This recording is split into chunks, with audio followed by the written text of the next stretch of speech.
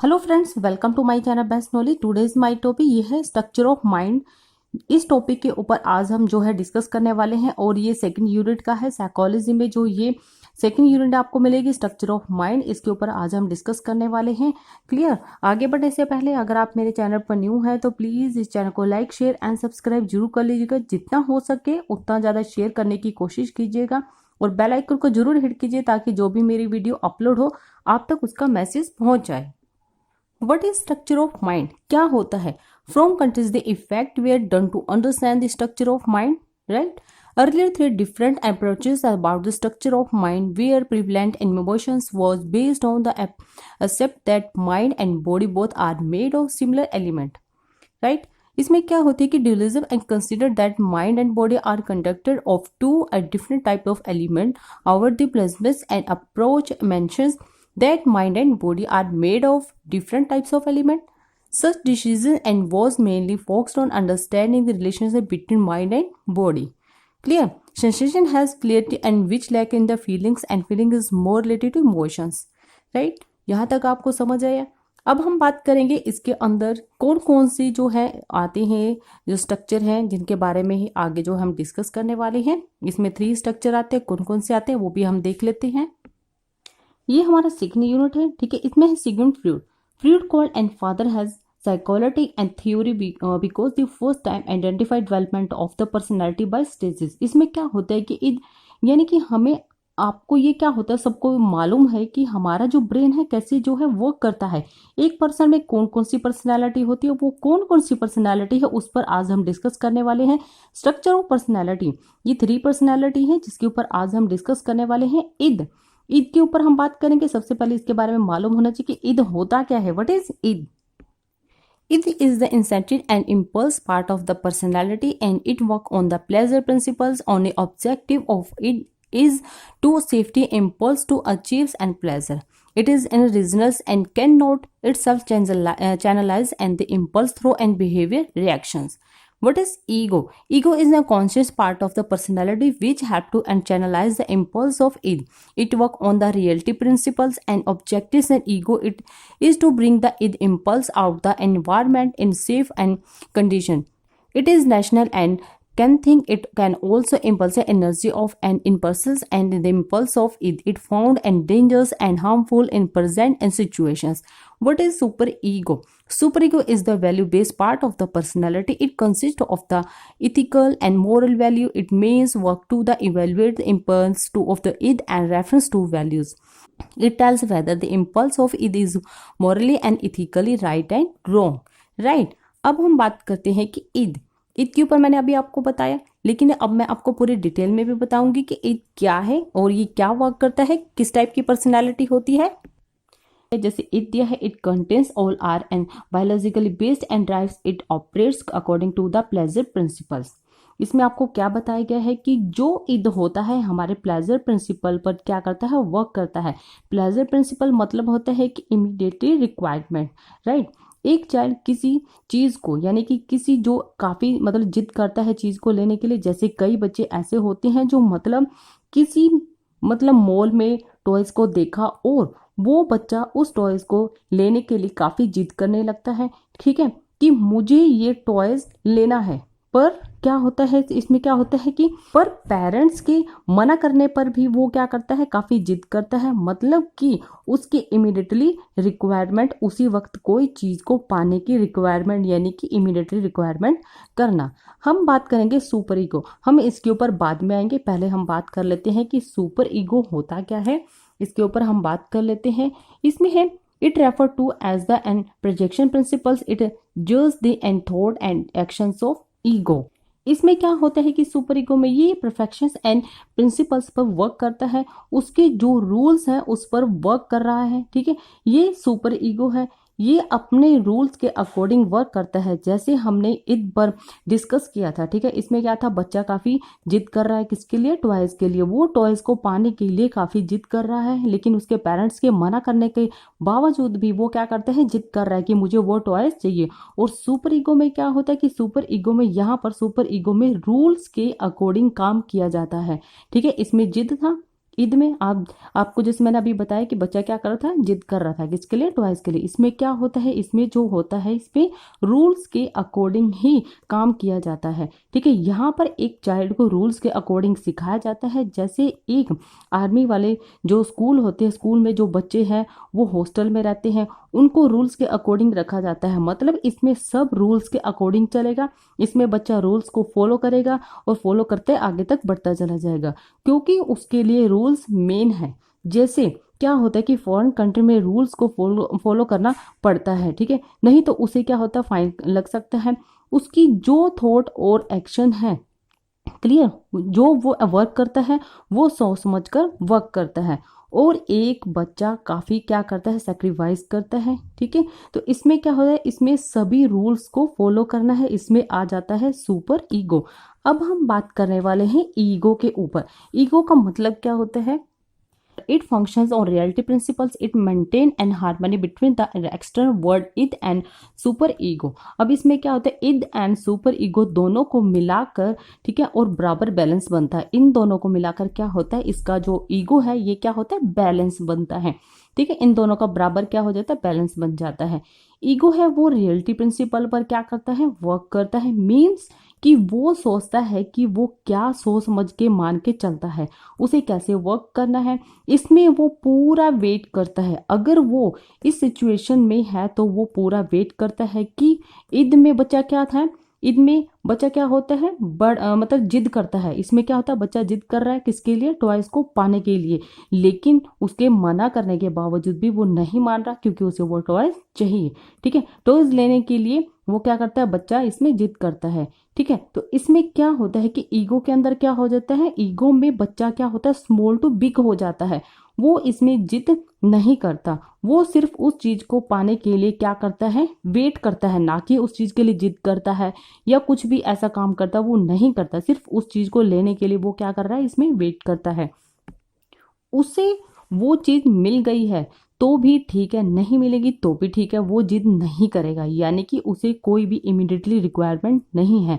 Reality क्या होता है, इसमें मेंटेन करके रखता है। ठीक है, और इसमें क्या होता है, ईगो में वेट करना होता है। इसमें क्या है, ईगो में क्या करना होता है, वेट करना होता है। इसमें क्या था, बच्चा क्या कर रहा है, जिद करता है।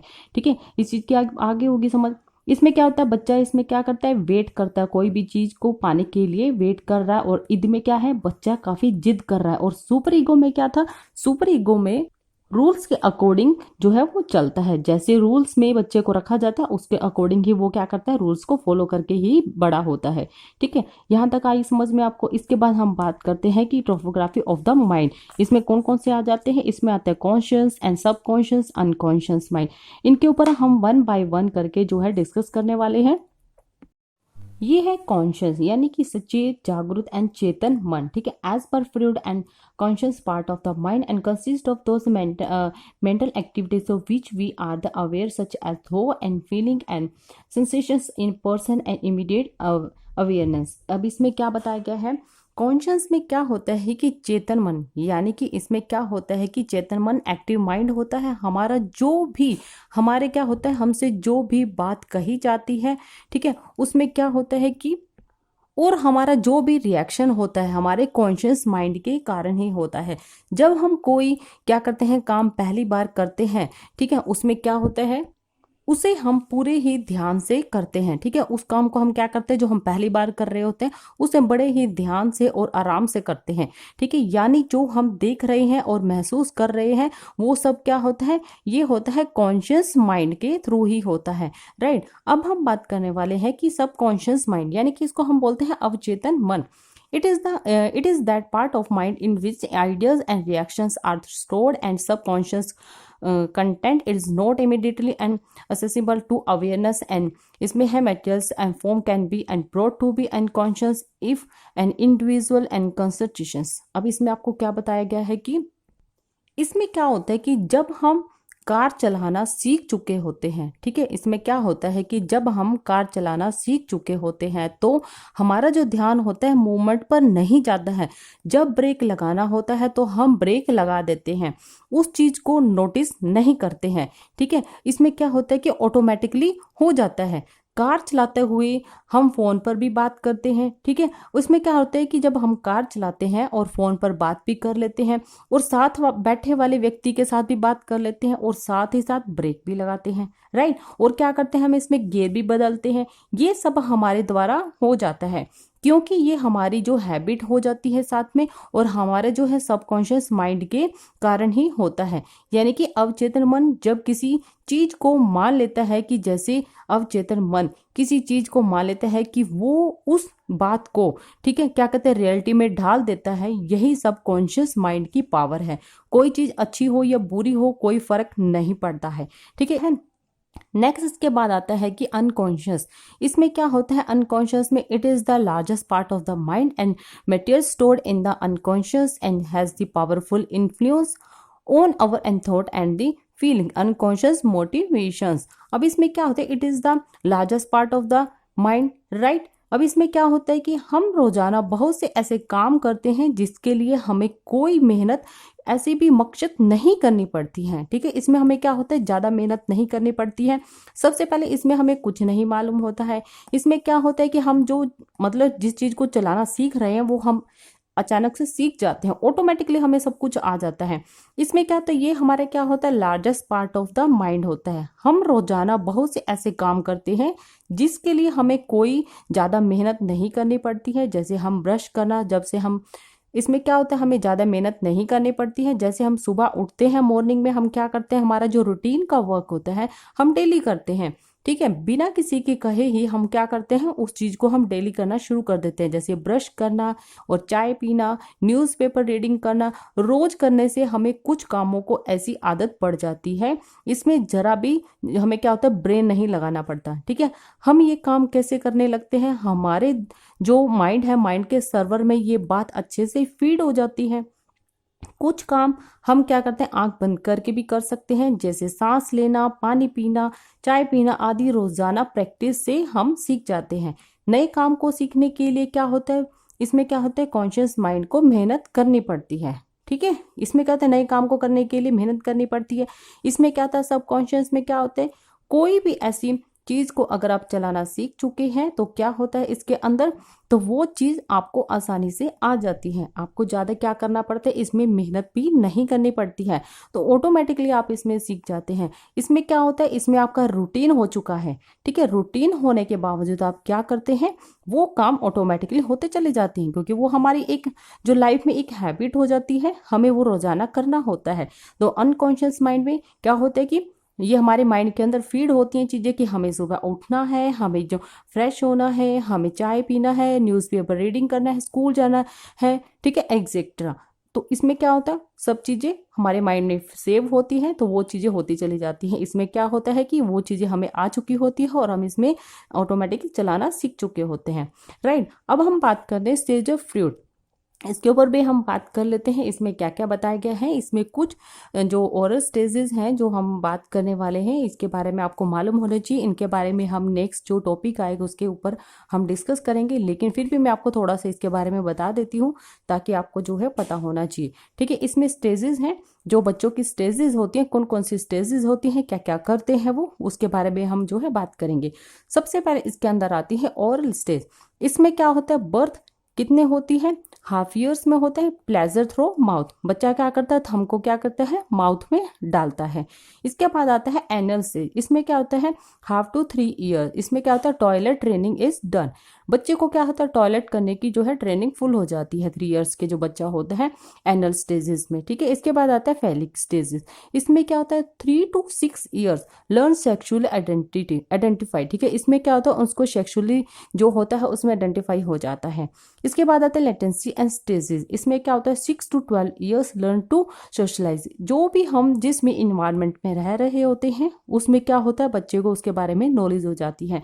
इसमें है जेनेटिकल, इसमें होता है जेनेटियल स्टेजेस। इसमें क्या होता है, 12 ईयर्स अडल्ट ग्रुप। इसमें क्या होता है, सेक्सुअल एंड मैच्योरिटी, ठीक है। इसमें सेक्सुअल मैच्योरिटी आ जाती है बच्चे के अंदर। तो उसमें वो चीज़ें सब ऑटोमेटिकली चेंजिंग होना शुरू हो जाती हैं। जो ये स्टेजेस हैं इनके ऊपर जो हम नेक्स्ट टॉपिक आएगा इनके ऊपर हम बात करेंगे। ये सिर्फ मैंने आपको जो है शॉर्ट में बताया है, इसकी जो पूरी मीनिंग होगी वो हम नेक्स्ट वीडियो में डिस्कस करेंगे। तो मैं इनके बारे में आपको फिर से बता देती हूँ, कॉन्शियस, सबकॉन्शियस एंड कॉन्शियस के बारे में। कॉन्शियस माइंड क्या होता है? कॉन्शियस माइंड मैं आपको एक बार इंग्लिश में समझा देती हूँ, हिंदी में मैंने आपको वो समझा चुकी हूँ, एक बार इंग्लिश में भी समझा देती हूँ। कई स्टूडेंट्स ऐसे हैं जिनको हिंदी भी समझ नहीं आती है, वो इंग्लिश के लिए काफ़ी जो है मैसेज करते हैं कि आप हमें इंग्लिश में बताएं, तो मैं आपके साथ थोड़ा सा हिंदी और इंग्लिश दोनों में ट्रांसलेट कर देती हूँ। तो इसमें है कॉन्शियस। इसमें क्या होता है? Conscious is the smallest part of the mind, it refer to awareness and about present situations. For example, students is aware in class that what is doing and we are sitting, right? इसमें क्या? what reading, who is lectures, most of the calculations, solution analysis, and इसमें होता है कि evaluations are done is conscious part of brain, right? अब इसके बाद जो नेक्स्ट आता है, pre-conscious is another part of mind and which is large and then conscious, right? It is also known as subconscious. It is store of all those informations, experience and learning which is present and are not in the conscious. But as soon as some information is required in the present situation, it will appear in the conscious. And if it is asked, and what you have taken in the breakfast today in informations, and will appear in the conscious mind just few seconds before asking the questions.